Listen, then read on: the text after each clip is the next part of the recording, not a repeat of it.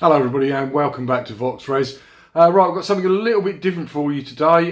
Sort of going to take a break from the Astra, although it does appear in this video. We're going to be taking a look at the Vectra and the Insignia, so you get to see those for the first time on the channel.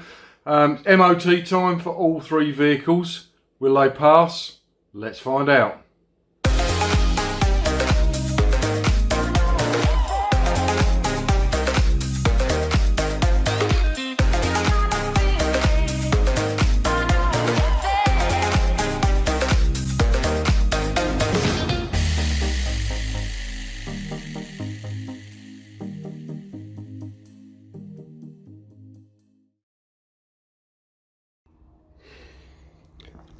Right, so I've got to admit that I didn't start videoing this straight away because I was trying to get it done quickly for the MOT.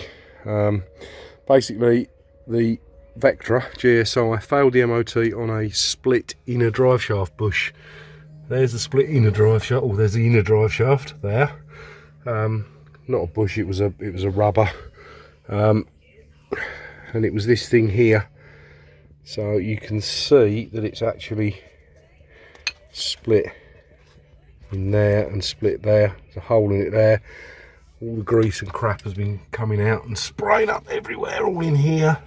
So basically what I've done is I've taken the whole drive shaft out. I've had to drop all the suspension, the steering link, and the lower ball joint. That's all come out, and right in there is a tiny little circlip that looks like, where's the new one? It looks like that.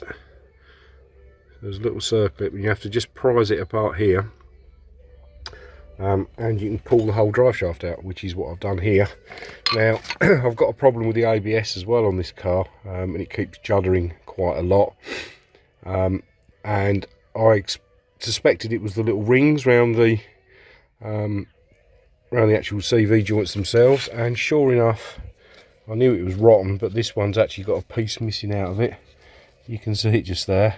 It's absolutely rotten. I should think the car's done nearly 170,000 miles. It's nearly 20 years old, and I should imagine they are the original ones.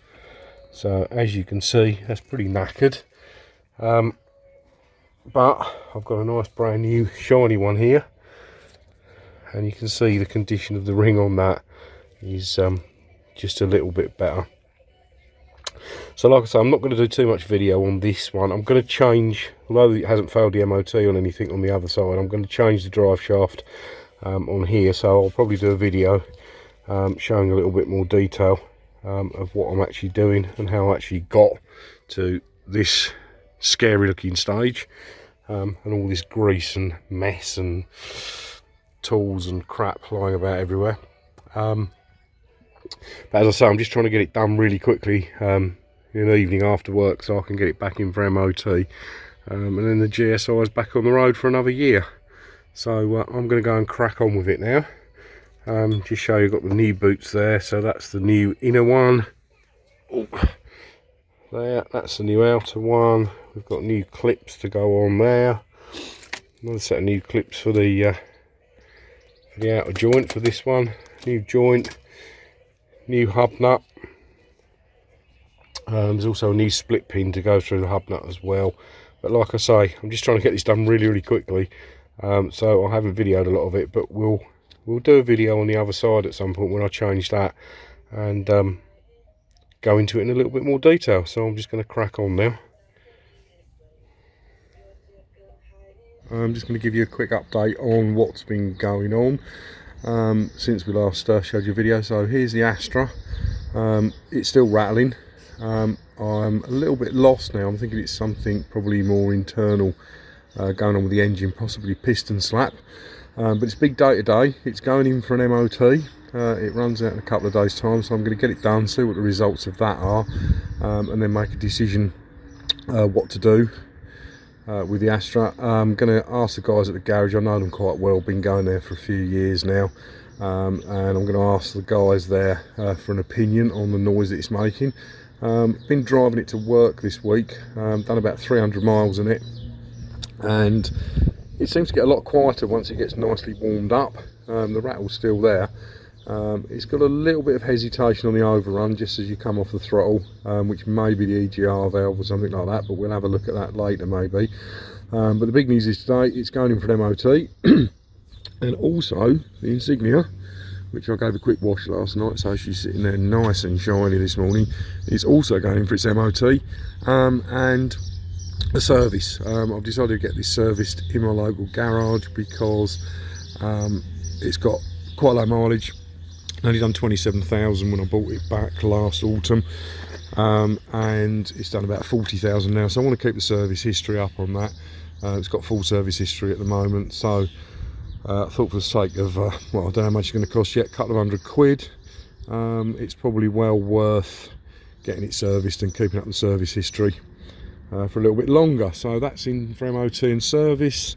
That's in for MOT. Also, if you notice here, if you remember from previous videos, we've got some cracks in the rear light here. I don't think you can see it on camera, just there and just there. I've actually got a new one now that I got off of eBay for 30 quid. So that's ready to go on. Might do that later on today. The GSI, if you remember, there was a quick video, and it's probably at the beginning of this one as well. I put the clip in that I changed the driver's side CV joint, basically because it needed new boots for the MOT, and also the ring around the outside, that's the sensor ring for the ABS braking system, had got a crack in it, and it actually got a tooth missing, was very corroded. So I changed the whole CV joint as well while we were at it. Rushed that one through because that was due for MOT, which I'm glad to say it's now passed. Couple of little advisories. I think the pipe from the petrol filler hole down at the tank is a little bit perished, so we'll have to try and get hold of a new one of those at some time. A little bit of play on the inner steering rack joints. I think that's been, I've had the car, what, 11 years now, coming up for 12 years, and it's had that play on and off, picked up on the MOT all the time I've had it. So it's nothing too serious, but we might get that done at some point. But I also bought the CV joint for the driver's side. I think I said driver's side, I thought it was the passenger side I did for the MOT. For the driver's side, just because that's probably as corroded, and the ring for that, for the ABS on that side's probably rusted as well, and it was only about 25 quid, so might do that today. See how I feel when I get back from the garage in a bit. Also, the bonnet on the GSI, very, very hard to tell here, but the paint is absolutely appalling. The lacquer coat started to break down. It is 20 years old, so I suppose it's to be expected. You can probably see it better there. You can see it here in this crease. There's some white lines there. You can see it very badly there. Now, I've read about wet sanding and machine polishing. Back in January, I think it was, when I was bored, I came out here one Sunday afternoon and I did this little patch here. It's now really, really dirty again, but as you can see, I've got rid of that white line there. So the plan is to give this a good clean off. It's absolutely filthy now. Last time I used it was in the rain. But give it a good clean off. Try and touch up some of these little stone chips, or quite substantial stone chips. There's quite a lot on there, and on the black car they show up a lot. So we get this all washed off, all cleaned down. Obviously I'll video that for you, show you what I'm doing. And then touching those stone chips before I wet sand it. I'm not sure if it's going to work, but I'm hoping that if I just make them proud, like that one there, if I just touch it with a tiny little artist brush, make it proud, and then wet sand it all over, that might flat it back. It will look a lot better, hopefully, and then we'll give it a good machine polish, and a good coat of sealant or something, and see what happens. Nice bird poo there. As you can see up there, I've got telephone wires goes straight across my drive, which is really annoying, because no matter where I park any of the three cars, they're right underneath those telephone lines, and this time of year the birds are sitting under there and they poo all over your car, which is really annoying.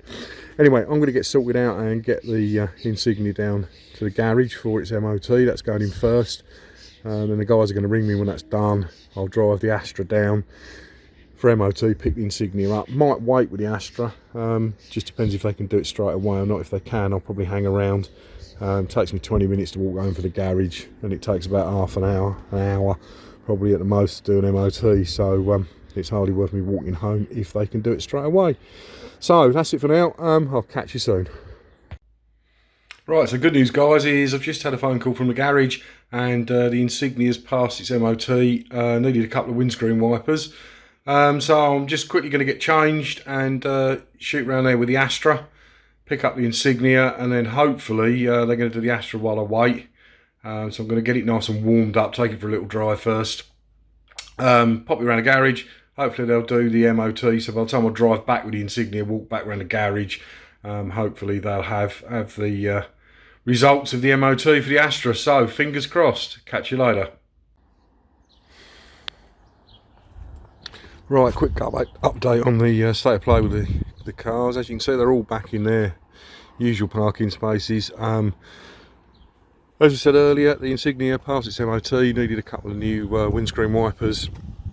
I've noticed on the paperwork there's an advisory for the rear brake pads down to about 5mm, I think, so we'll get that sorted out quite soon. But other than that, that's all nice and shiny, all ready to go for another year's hopefully trouble-free motoring. The Astra, okay, rattly Astra, I'm afraid wasn't quite such a good result. Nothing too drastic MOT wise. Firstly, there was an oil leak. I knew about that. I think it's coming from the cam cover, because I've had that cam cover on and off so many times trying to locate the rattle. Didn't bother putting another new gasket on because that one was fairly new. It was leaking quite a bit. Didn't realise that would be an MOT failure. However, apparently sometime last year it came into force that a minor oil leak was an advisory, and a major oil leak, if it was dripping, was a fail. And so that was one thing it failed on. The other thing was one inner steering rack ball joint, the tie rod ball joint on the inners. They had been advisories on the last MOT before I owned the vehicle. The near side, passenger side one failed, and the driver's side one was an advisory. So what I've done is I've ordered both of those. Also to save a lot of faffing about and trying to get the old ones off, I've ordered 2 new outer ball joints as well, so they're on order. As soon as they'll come in, we'll get them fitted.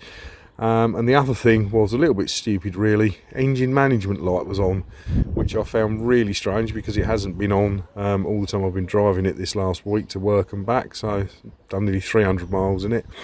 And then I realised just before the MOT, I took the air filter off to gain better access to the cam belt cover to have a look and try and see where this oil leak was coming from, and like an idiot I didn't connect the airflow sensor back on, so that threw up an engine management light, and apparently any engine management light on the dashboard now is an MOT failure, so it failed on that. So 2 stupid little things. Oil leak shouldn't be much of a problem to solve because it wasn't doing it before I bought the car, or just after I bought the car, and before I started messing around with the cam cover, so that's probably just that. As I say, steering rack inner ball joints, they look quite an easy job to replace, so we'll be doing a video on that quite soon. And the engine management light, well, that's fixed already. So I'll probably have a look at the oil leak later on today if it doesn't rain. Weather's not looking too great today. Typical bank holiday weekend. You're probably watching this quite a long while after the bank holiday weekend. It's the end of May and it's supposed to rain today. So in one of our last videos we started looking at the Vectra bonnet, this really bad paint job on here. So what I've done is I've washed it all down, used fairy liquid to wash it. Now it's not something I'd recommend washing your car with normally because it's got a very, very high salt content, and it takes everything off the paintwork, which is why I used it. So it's a degreaser, obviously, getting rid of your greasy pots and pans. So what I did was wash it all down with that, gave it a good wipe over with panel wipe, gave it a good clay bar all over, try and get some of the contaminants off. It feels quite smooth now actually, though it's got a bit dusty again now. And also touched a lot of the little paint chips in, which I thought were going to look a bit rubbish, but they do look a lot better. Obviously they're sitting a little bit proud at the minute, but the next thing to do is to wet sand this. So I think what I'm going to do is give it another quick wash over because it's been sitting here a couple of days. You can see the dust on it there.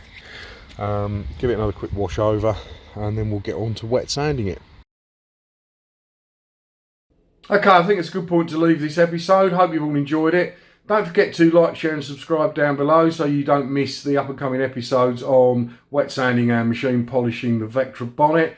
And also hopefully very soon we'll be putting up a video on replacing the steering arms on the Astra. So that's about it from me. Hope you've all enjoyed yourselves, and I'll catch you in the next one.